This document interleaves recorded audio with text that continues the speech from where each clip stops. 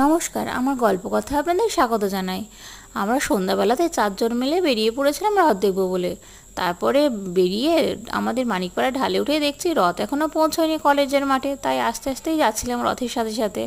আর এই যে প্রচণ্ড ভিড়, রথে দড়ির মাঝখানে সবাই দাঁড়িয়ে আছে। আর বিকেলবেলাতে গেছিলাম আবৃত্তি ক্লাসে আমাদের পুচিরানির।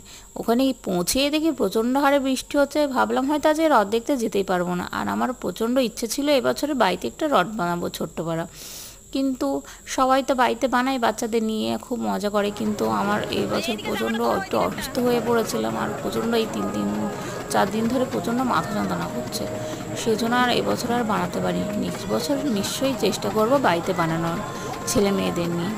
তারপরে এসে মেলায় এসে তো পুচিরানির গাড়িতে এখন ঘুরে ঘুরে বেড়াচ্ছে।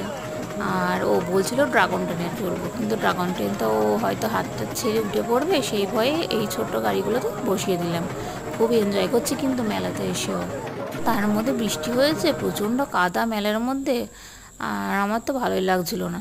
তারপরে চলে আসলাম হাই স্ট্রিটে। আস্তে আস্তে দেখছি ওই টাইল বাজারের সামনে একটা রথ আসছে, খুব সুন্দর ছিল রথটা, এত সুন্দর সাজিয়েছে না। তারপরে চলে আসলাম পোস্ট অফিসের মোড়ে, ওখানটাতেও রথটা খুব সুন্দর করেছিল। প্রচণ্ড ভিড়, আমরা বাইক থেকে নামতে পারিনি। আর ছেলে মেয়ে তো আইসক্রিম খাওয়াবো বলে প্রচণ্ড বায়না করছিল।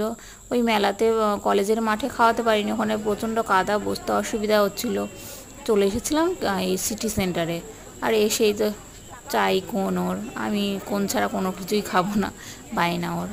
আর ছেলে নিল কুলফি আর ও মেয়ে খেলো কোন। তারপরে মেলাতে গিয়ে বান্ধবী জয় জগন্নাথ, তারপর বাড়িতে এসে জিলিপি না খেলে হয় আজকের দিনে।